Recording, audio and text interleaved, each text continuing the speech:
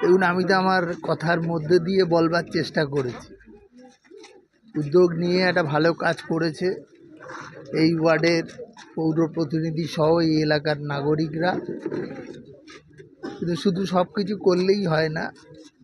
প্রতি বছর 21শে ফেব্রুয়ারি আসলে আর বিদ্যাসাগরের জন্মদিন মৃত্যুদিন আসলে সেই দিনটাও ভালো করে পালন করতে হবে এবং বিদ্যাসাগরের এই মূর্তির পাশাপাশি এই জায়গাটাকেও একটা পরিচ্ছন্ন রাখা।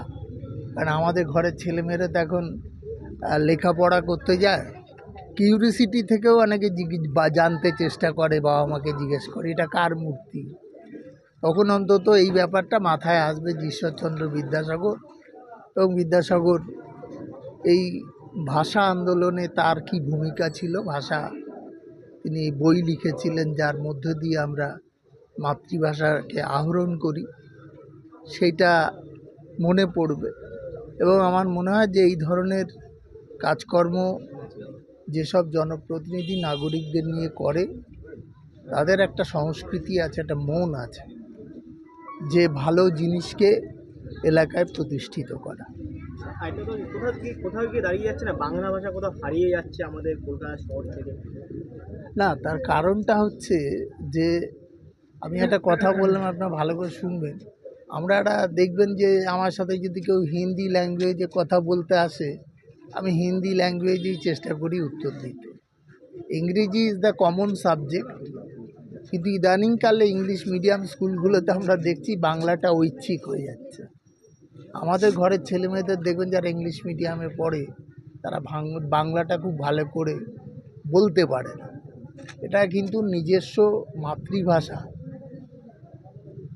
যা আমাকে হারিয়ে ফেলছেন, মানে অমনোযোগী হচ্ছেন। আমি হারিয়ে ফেলছেন বলছি না, হারিয়ে ফেললে তো বাংলা ভাষাটাই হারিয়ে যাবে, বাংলা রাজ্যটাই হারিয়ে যাবে।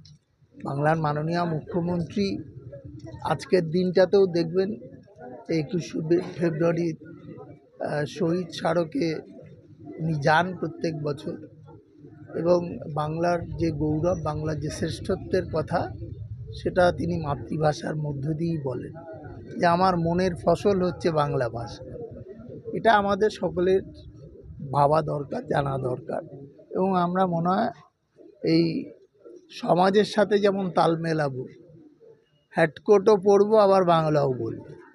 এটা দুঃখ লাগে যে যেখান থেকে ভাষা আন্দোলনের শুরু হয়েছিল, যে ভাষা আন্তর্জাতিক স্তরে স্বীকৃতি পেয়েছিল, সেখানে বাংলা ভাষার প্রতি এই ধরনের আচরণ, বাংলা ভাষাকে যারা করেছিলেন তাদের আত্মার প্রতি, অমর আত্মার প্রতি, শ্রদ্ধার প্রতি তাদের খানিকটা মানে বেদনা থেকে যাবে।